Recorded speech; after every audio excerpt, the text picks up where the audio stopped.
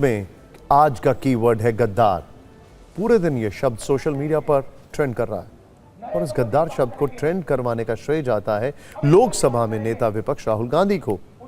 राहुल गांधी ने आज यूपी के रायबरेली में एक रैली को संबोधित किया और इसी दौरान उन्होंने प्रधानमंत्री मोदी, गृह मंत्री अमित शाह और आरएसएस को गद्दार कह दिया। राहुल गांधी ने कहा कि जब आरएसएस के कार्यकर्ता आपके सामने आएंगे तो उनसे खुलकर कहिएगा कि आपका प्रधानमंत्री, गृह मंत्री और संगठन गद्दार है। आपने हिंदुस्तान को बेचने का काम किया।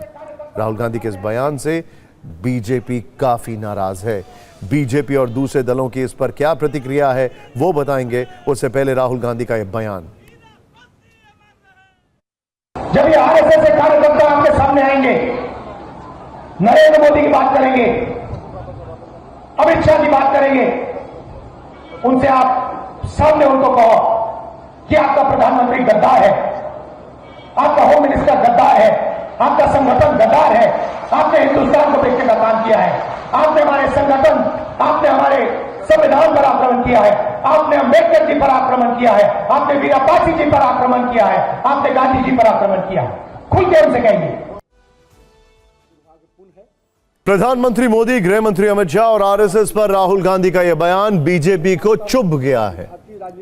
बीजेपी ने राहुल गांधी के बयान को जहरीली मानसिकता, छोटी सोच और घोर हताशा वाला कहा।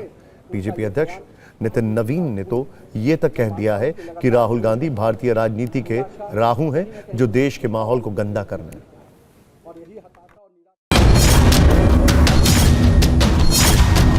राहुल गांधी जी का आज का बयान बहुत ही दुर्भाग्यपूर्ण है और कहीं न कहीं उनकी अराजकतावादी मानसिकता को दिखाता है।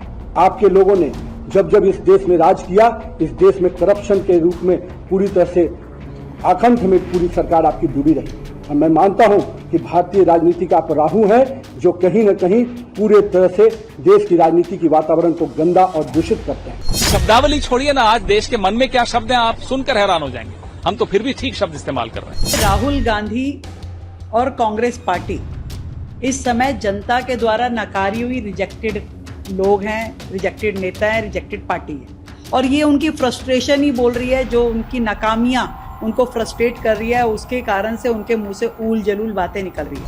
अब राहुल गांधी ने कोई बात कह दी तो इतना ज्यादा हंगामा क्यों? ये तो जबान बनी है बीजेपी की। हर मुसलमान को, हर सेक्युलर इंसान को गद्दार कहना, ट्रेटर कहना, पाकिस्तान जाओ, अब तो कहते हैं ईरान चले जाओ।